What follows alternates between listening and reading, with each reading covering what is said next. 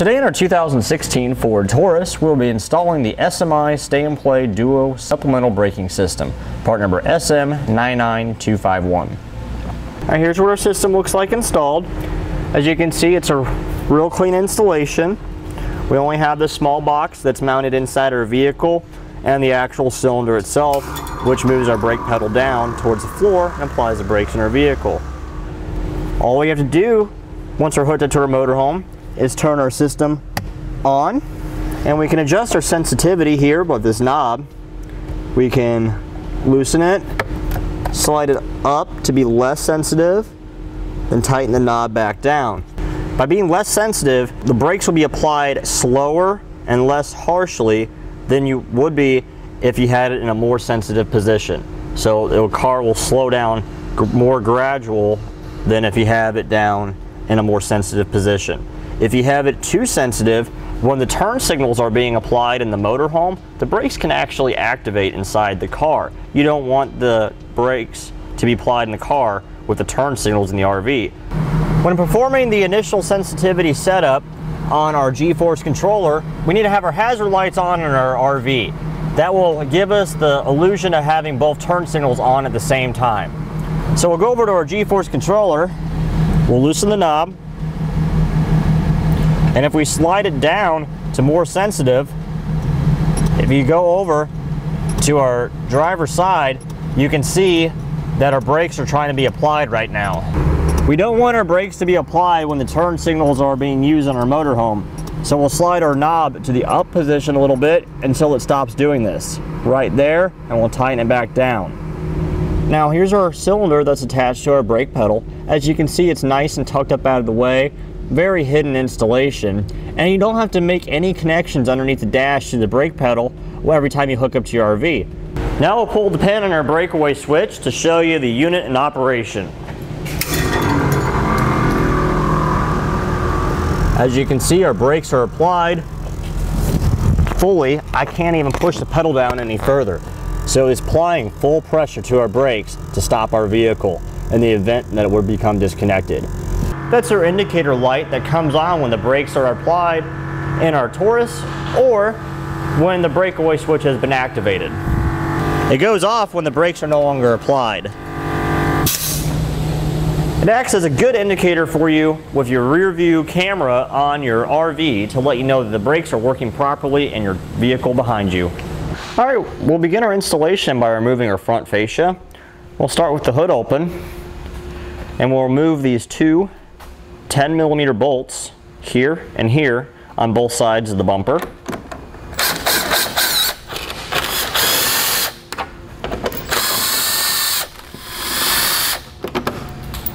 Now we're going to remove all these Phillips screws going across the front edge here of our bumper cover.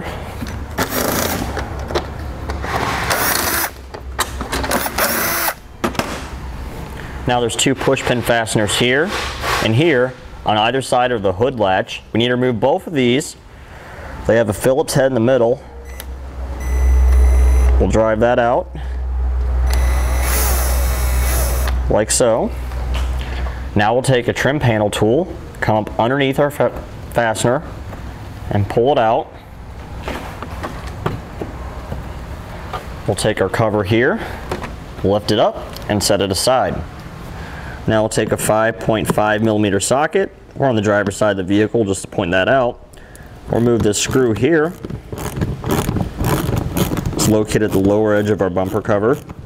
Take our trim panel tool and pop out the center section of these panel fasteners. And we'll pop out the whole fastener. Try to remove it all the way from the fender liner. We'll do the same on this second one here. And we'll repeat the same process on the passenger side. Now right here, there's another one of those plastic push pins that has a Phillips screw in the middle of it. We'll drive that out. You gotta try not to apply any upward pressure on these when you try to remove them. That way you don't push the pin back in while you're unscrewing it. Okay. Now there's 5 more of those plastic push pin fasteners underneath.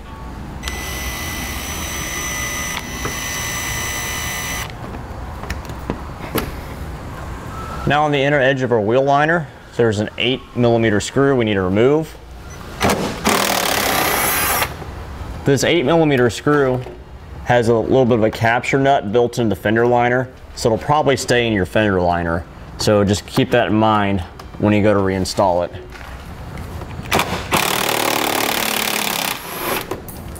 Now we can remove our fascia. We'll grab one corner behind the headlight, pull out on it, go to the other side, do the same.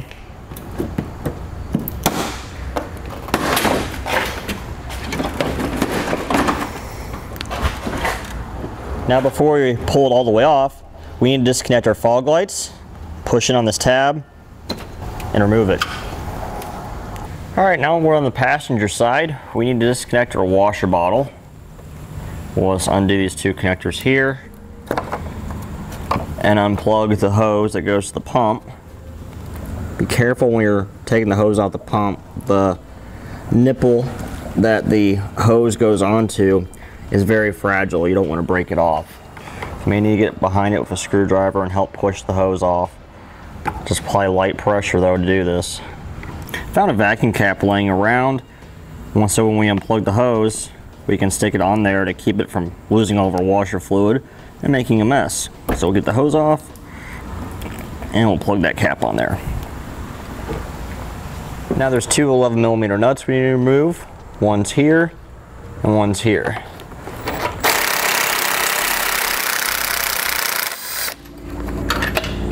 There's also an 8mm bolt here. We'll remove that one. At this point we can grab our washer bottle. Before we pull it on forward and off, we need to disconnect this hose off the side of it here and disconnect this wiring right there. Then you can pull it down.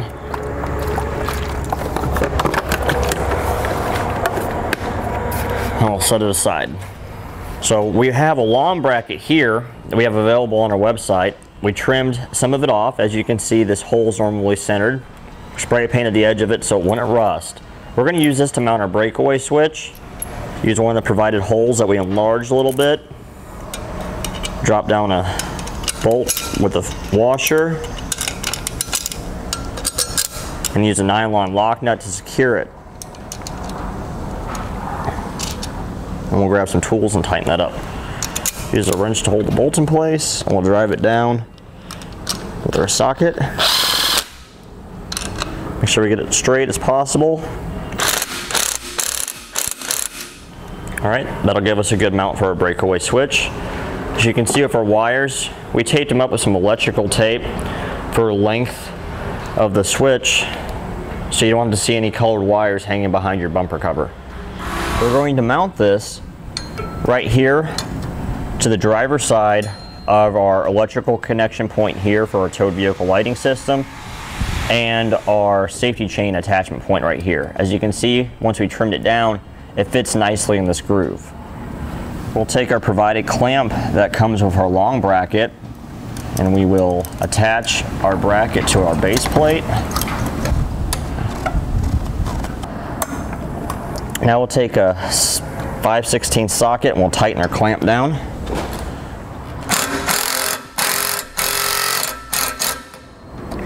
Now with our breakaway switch mounted, you see we have a nice solid secure connection point for it, and our switch will be easy to use if we ever needed to have our breakaway switch be activated. Hopefully not. We can take our wires, run them behind our bumper cover here, and we'll route them behind our headlight, and we can secure them up here with a zip tie until we are ready to install them. This will prevent them from falling down, and we'll be ready to access them when we need them. Okay, now we can mount our stay and play operating unit with our fascia being off. There's a little bit of prep work we need to do on the car, and we need to bend this tab down here flat so we have a place to mount it to our bumper on the vehicle. So let's do the prep work on the car now. We need to remove our grille shutter system on the car. Pushing on these tabs here, pull it out. On the back, there's a bar. If we squeeze these tabs together, there's two 8mm screws on either side of the shutter system. We need to remove those. Then we can pull it forward ever so slightly and get the room that we need. So we'll mount our Stay and Play Duo right behind our bumper cover here.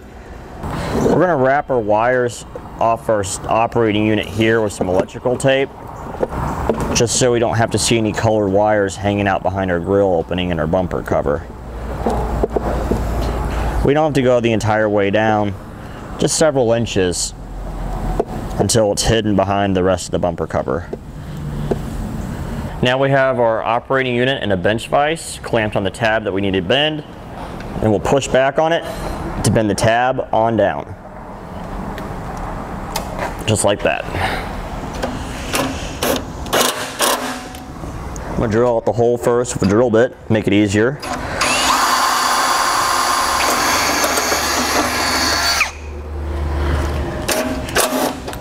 Okay, our operating unit is now secure. Now we'll route our vacuum line on up.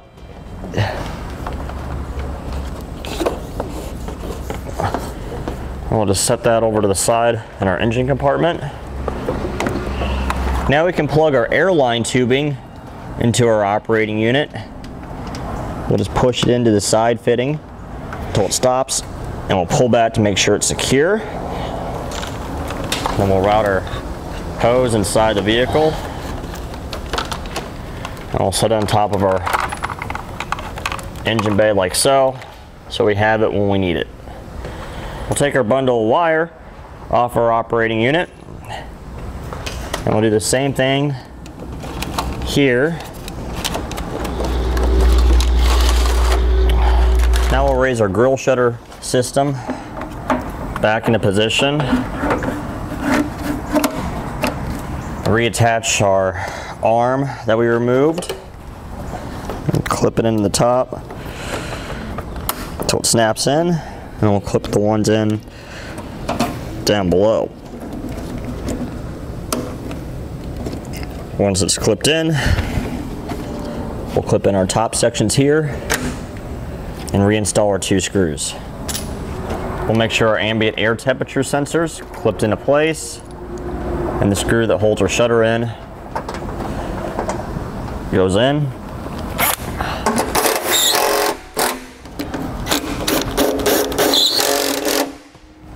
We'll take our wiring harness for our shutter, run it back into its proper position, and plug our shutter in. Alright, now with our fascia back on, we have all of our connections that we're going to need to make right here in the engine bay right now. Now we can go inside the vehicle and mount a couple more items. Here's our SMI GForce controller. Now we need to mount this where it's completely horizontal, and it needs to be facing towards the front of the vehicle, just like so. Due to space limitations with the parking brake lever, we're going to mount it on our passenger side of the center console. We'll use the included screws that it comes with.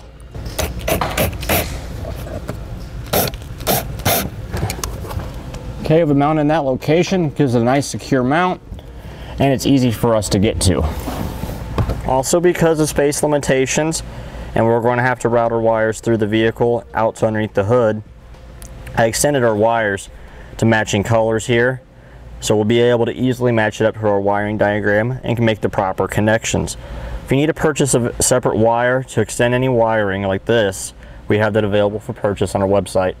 Alright, now we can remove this trim piece right here on our door threshold. To do that, just grab it, pull up.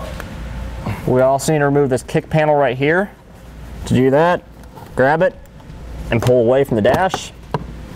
Set it aside and grab our carpet here.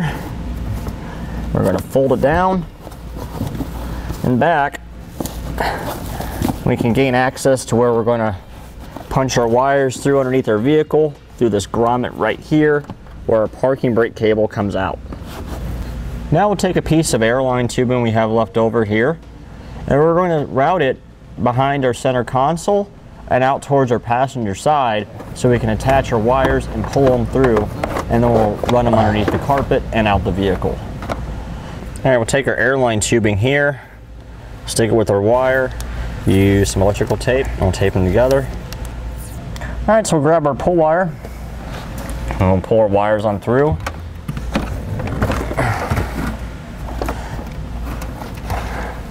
Now we can remove our pull wire. Now we'll take some wire loom, stick it over our wire, or all of our wires, excuse me, and we're going to run it down our length of wire just to help keep stuff hidden underneath our dash. We're going to leave some exposed here just so we can make some connections to it at some point. So I'll cut off the excess here. I'll wrap around the end with some electrical tape just to make sure it's nice and secure. All right, with our wire loom secured up underneath our dash and it tucked underneath where our carpet would be, right here's a grommet with our parking brake cable comes through. We pull up on it, drill a hole in the middle of it, going down. We won't damage the cable at all, and we'll have a good spot to run our wires through.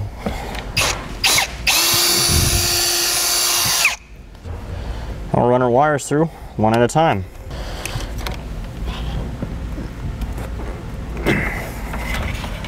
All our wires to the grommet, we can push things back in the nice position here.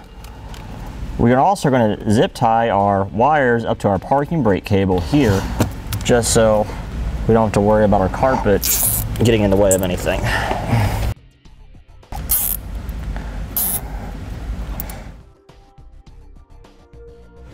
And now we'll take a fish wire from our engine bay, drop it down here next to our brake booster behind our lines from our master cylinder. All right, with about that in position there, we can go underneath the vehicle and attach our lines that we pass through the parking brake cable grommet.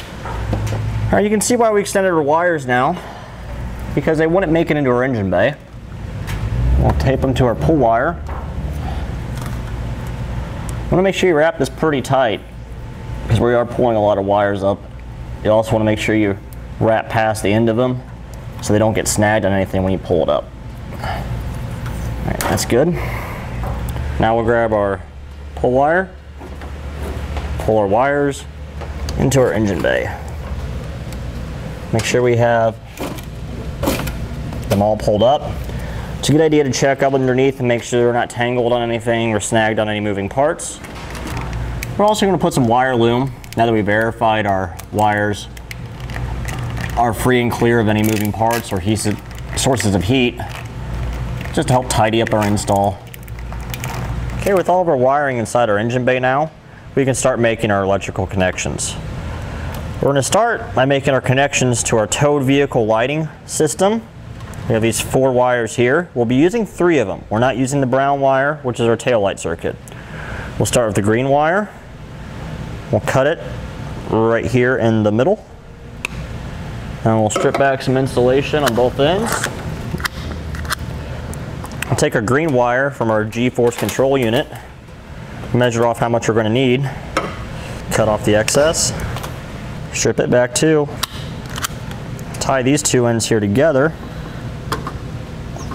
We'll take a heat shrink butt connector. These are not included with our kit, but you can purchase these on our website. I'm using a yellow one, which is for 10 to 12 gauge wire.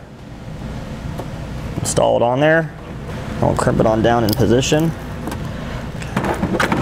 And I'll twist this all together here. And the reason we're having this extra long, so we can fold it back in half upon itself and make it thicker.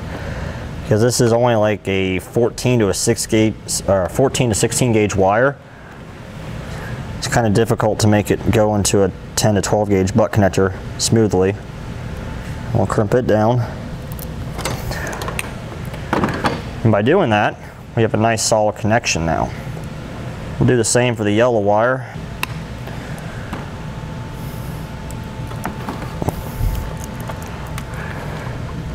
Tie those two together, and on to the butt connector they go.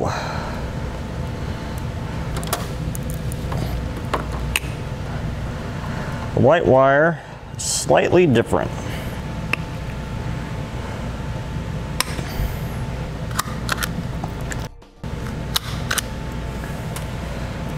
Let's twist these together. Take our butt connector, crimp it down.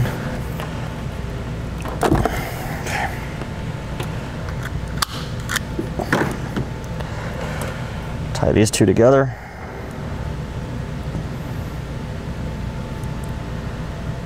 Into the butt connector. Now we'll heat shrink our butt connectors shut.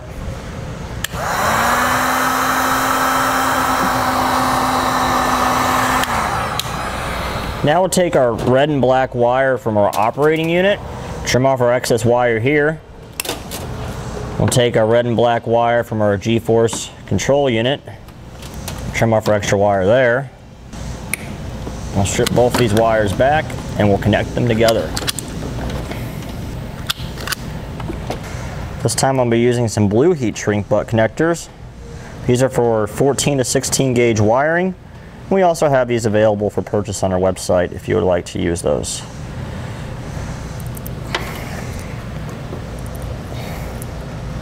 Red wire goes to red wire.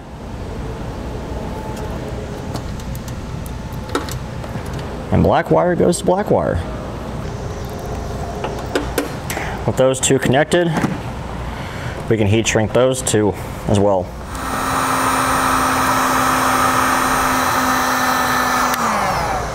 Now the white wire that we added on in our tow vehicle wiring here, we need to connect this to a chassis ground, not to the battery. So I'm going to take out this 8mm screw here in the fender. We'll take one of our provided ring terminals here and we'll install it onto the wire, cut off our excess here, strip off some of the insulation, take our ring terminal and crimp it down.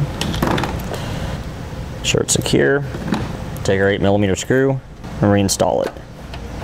This will just give our vehicle an extra ground point to make sure everything operates properly. Now we can connect the blue wire of our breakaway switch to the blue wire of our operating unit. Just make sure we have enough wire on both to make our connection and tuck it out of the way. We're going to use some more of our blue heat shrink butt connectors here. Now we'll take our provided fuse holder. As you see, it's a wire loop right here. We'll cut the loop in half, strip off the insulation at both ends. Now we'll open our battery, our positive terminal cover over our battery here. We're going to go right here to this nut. Should be a 10mm. And we have a ring terminal that'll fit over the stud there, so we'll just remove this 10mm nut. First we'll install the ring terminal on one end of our fuse holder. We'll crimp it on down, just like so. At this point I want to point out that we don't have a fuse installed into our fuse holder. So even when we hook this up to our battery, there won't be any power going here. We want to make sure the last thing we do on this installation is install the fuse.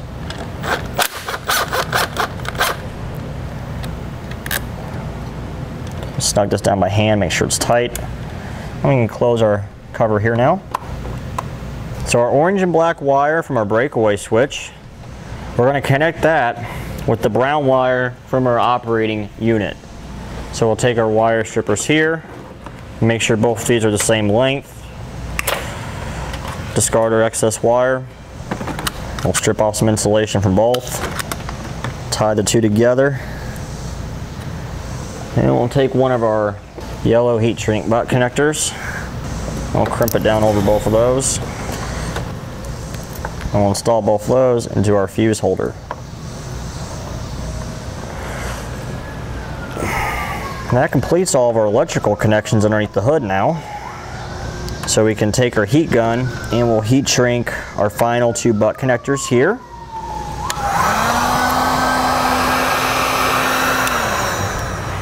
Alright, we went ahead and covered up our other wire connections here with some wire loom, some electrical tape, just only exposing the wire that we actually needed to, so we have a nice clean install. Now we'll take our large diameter vacuum line that goes from our operating unit that's mounted behind our bumper cover here. We'll route it along the side of our air box here, along the side of our battery, back along the windshield cowl here, behind our strut tower brace. With it resting in this position here, we have plenty of hose to work with, and it's in the right location for us right now. This connection right here in our brake booster, right behind our master cylinder, we need to pull this out of the booster so we have some room to work with.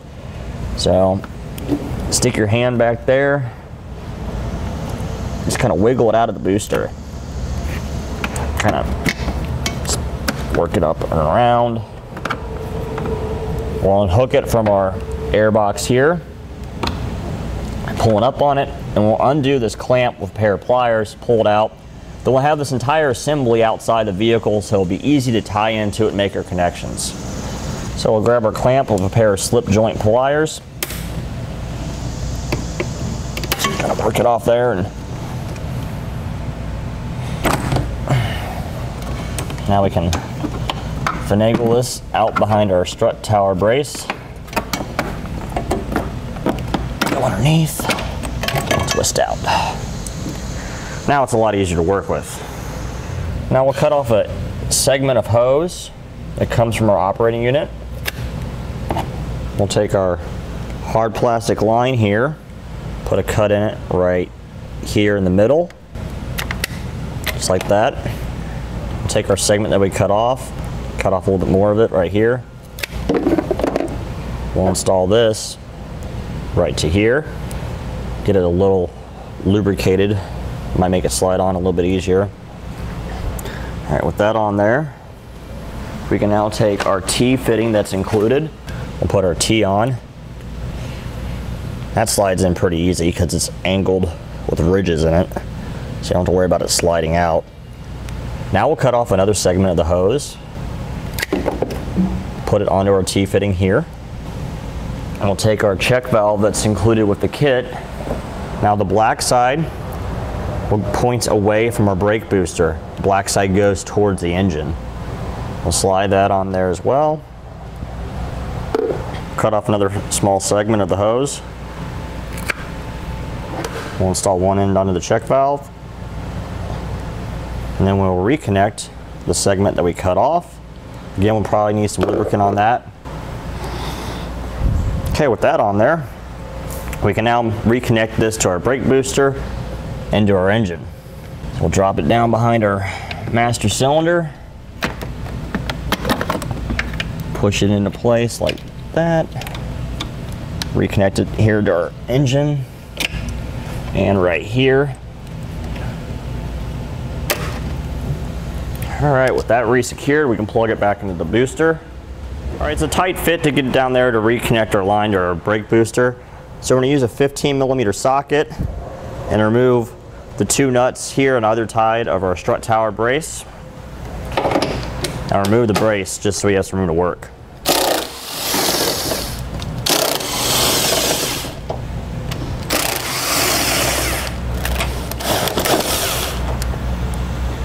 Both those removed. We'll lift up on the brace, slide it out of the way, position our line where it needs to go, reinstall it into our booster. The fitting does swivel on the booster connection, so if you need to adjust it, you can. All right, with that back in place, we can twist our T-fitting a little bit, and we'll plug in our line that goes to our operating unit. Now we can reinstall our strut brace.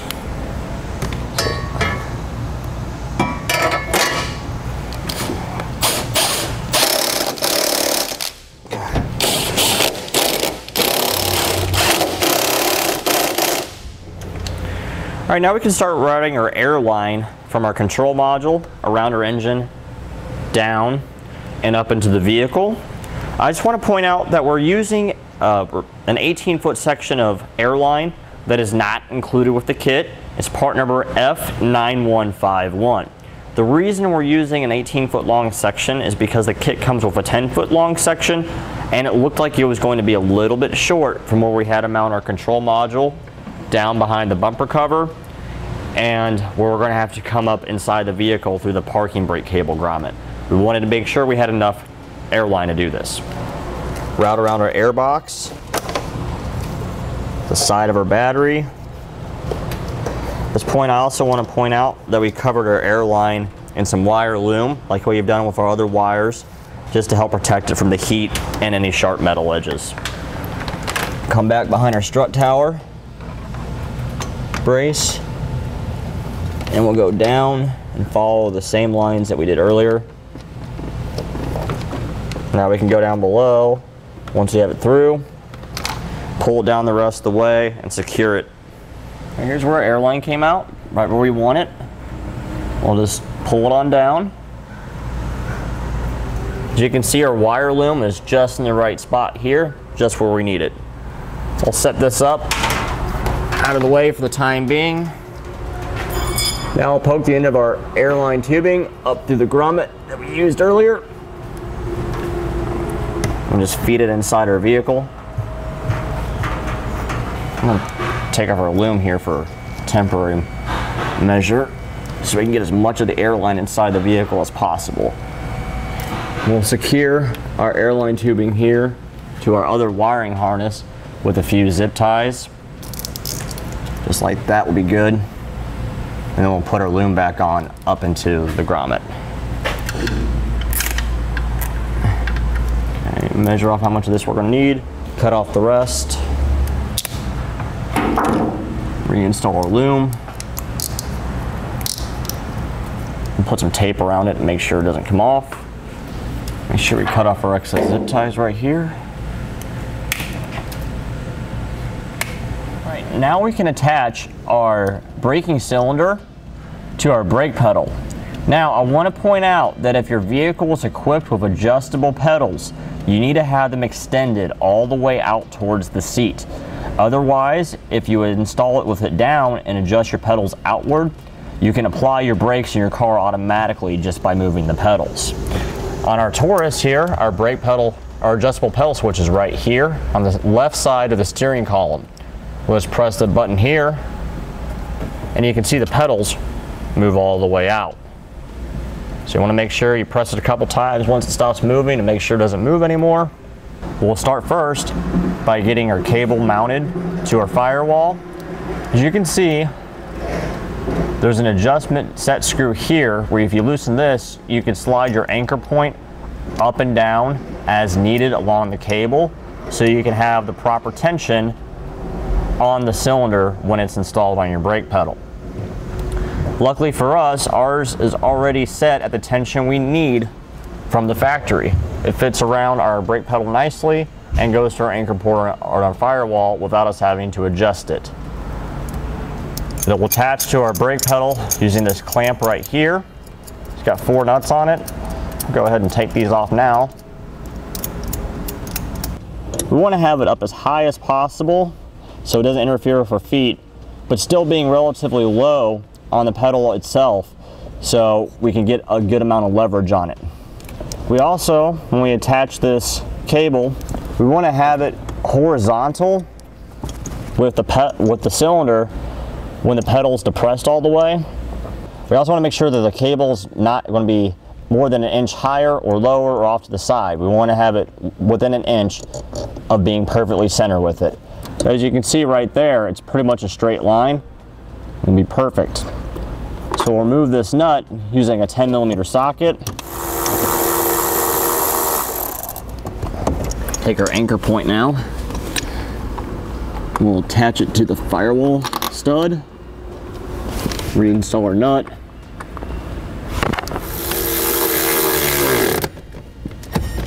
We'll grab an actual ratchet and make sure it's nice and snug by hand. We can draw it in position when we need it. Take our clamping plate, install it into position. Now, as far as slack in the cable goes, you want to make sure you have no more than a 1/2 inch of slack. Reinstall our nuts on our locking plate. Get them started a little bit by hand.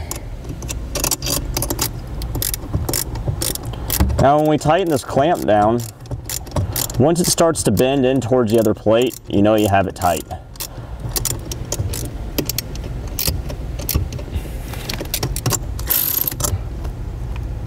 Make sure they're all tight evenly.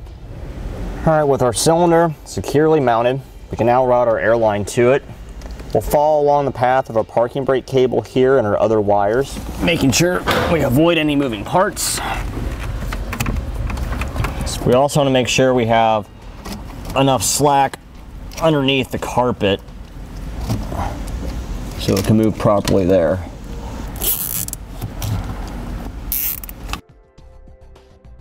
All right, we'll cut off our excess zip ties now. Now we'll take our tubing cutter. If you need to purchase one, we have these available on our website as part number F9009. Measure out how much hose we're going to need. Make sure we make a nice square cut. Cut off the excess. And we'll plug it into our cylinder right here. Push it in all the way until it clicks. We'll pull back to make sure it's secure. Our indicator light will be mounted to the front side of our rear view mirror inside of our vehicle. That way we can tell when the brakes are being applied in our motorhome by using our rear view camera inside the motorhome. First, we're going to have to extend our wires because they're too short to reach where we're going to make our connection.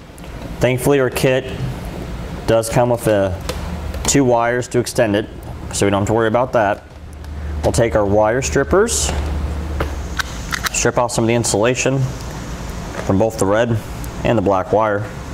Take 2 of our included butt connectors here, install it over the wire, and we'll crimp it into place. Now we'll take our red wire on our indicator light, put it in the butt connector going to the red wire, crimp it down, make sure it's in there nice and secure. The white wire will go to the black wire. Take some electrical tape now, and we'll tape up our butt connector.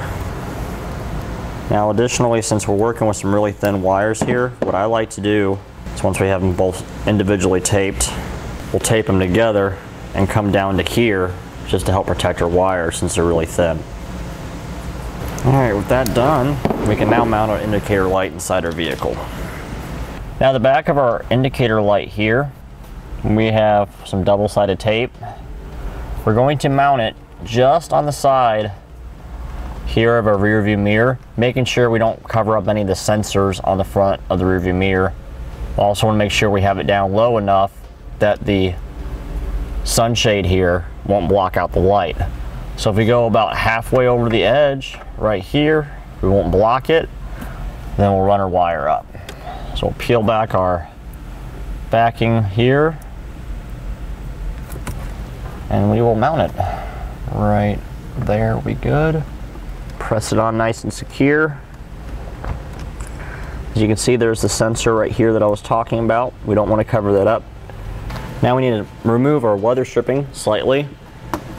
Just pull down on it. This will give us a path to run our wires. We need to separate our driver's side A-pillar slightly from the upper part here by the headliner. To do that, just grab it and pull it towards the center of the car.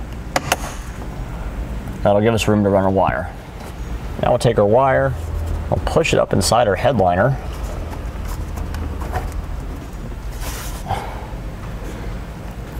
Okay, right there will be good. All right, with the wire inside our headliner, we'll just follow down the inside edge of our A-pillar here, down behind our dashboard, and we'll come out right there. We can push our A-pillar back into position. So just push it until it clips into place. Clips back into place. As you can see, our wire is completely hidden now. We can push our weather stripping back up into place. Make sure we have it all the way, so you might need to come back to the corner Make sure it sits in the corner here good. Let's work it a little bit at a time. All right, that's put it back into place now. All right, here's our wiring from our GForce control unit, and here's our red and black wire that we dropped down from the indicator light. The black wire from an indicator light needs to tie in to the black wire on our GForce controller. So I'll cut the black wire in half. Right here will be fine. And we'll strip back both ends with our strippers. Measure off how much of the black wire we're going to need. Right there will be good. Cut off the excess. Strip back the insulation. And we'll tie these two wires together now by twisting them. Take one of our heat treat butt connectors that we have. Crimp it into place. Install the other end onto the other end of the GForce wiring. Crimp it in place too. And take our heat gun and we'll shrink the butt connector. Be careful with the carpet. Carpet melts really easily with heat. We'll rebundle up our wires here with some zip ties.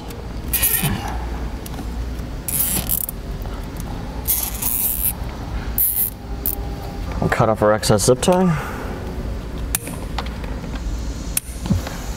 Now our red wire we need to hook up to the cold side of our brake light switch inside the vehicle. All right, our stoplight switch is buried way up underneath the dash. It's really hard to get to. So we're going to take down this lower dash panel here underneath our steering column. There's two 7mm screws that hold it in place.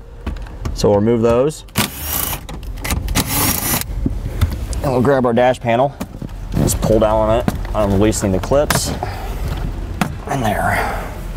Additionally, we're going to take down this metal brace right here so we can get our hands in there.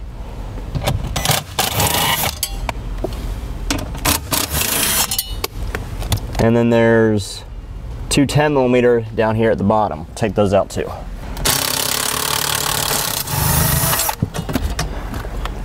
Now we can get our hands up and see our stoplight switch and the tab that holds the wire in place on the connector.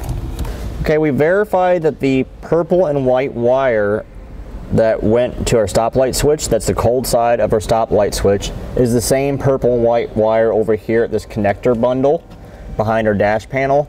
And for ease of access, we're going to tie into this wire here. You see it's purple on this side. When I turn it over, you can see the white stripe. So we'll grab our quick connector that's included with the kit. We'll slide it over our wire. All right, with it connected in our first groove and sliding easily on our wire, we'll take our red wire, measure off how much we're going to need. Right here will be plenty. Cut off the excess. And we'll stick it into our other side of our quick connector. Okay, we'll make sure that we got it all the way down inside our connector. Come in with a pair of pliers, and then we can crimp it down. Make sure you get a good connection on it. Now we'll take our test light, flip to our ground wire here so we have a good ground. Touch the metal part here, press on the brake pedal. As you can see, when we press on the brake pedal, our test light lights up, so we know we have a good connection. All right, with all of our wiring connections made, all of our plumbing connections made, the very last thing we need to do is install our 20-amp fuse into our fuse holder. All right, with it fully inserted, we can close our dust cap. We're going to test the operation of our unit now. We'll turn the switch to on our GForce controller. All right, now we'll pull our pin on our breakaway switch and see what happens. As you can see, our indicator light's on, showing our brakes are being applied, and our pedal moved down, so we know our system's working properly. Now that we've verified our system works, we can put our interior back together. We'll start with putting our carpet back in place, but first we'll make sure we put a bead of silicone around the hole that we drilled in our parking brake cable grommet, just to help prevent any moisture from getting inside our vehicle. We'll smear it around a little bit, make sure we get all the areas coated. Once that dries, we'll have nothing to worry about. We can now place our carpet back in its normal position. Take our kick panel here, And we'll slide it into position and push it in place until it clips and locks in. Now we'll take our sill plate, make sure our pins line up, and we'll push it down until it clips in.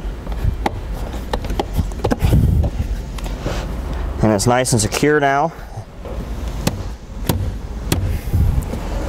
Now we'll take our metal dash panel here, slide it back up in its clips, reinstall our bolts.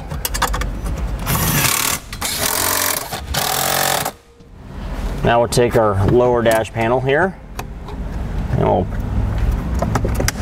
clip it back into place. Okay, now we'll install our two 7mm.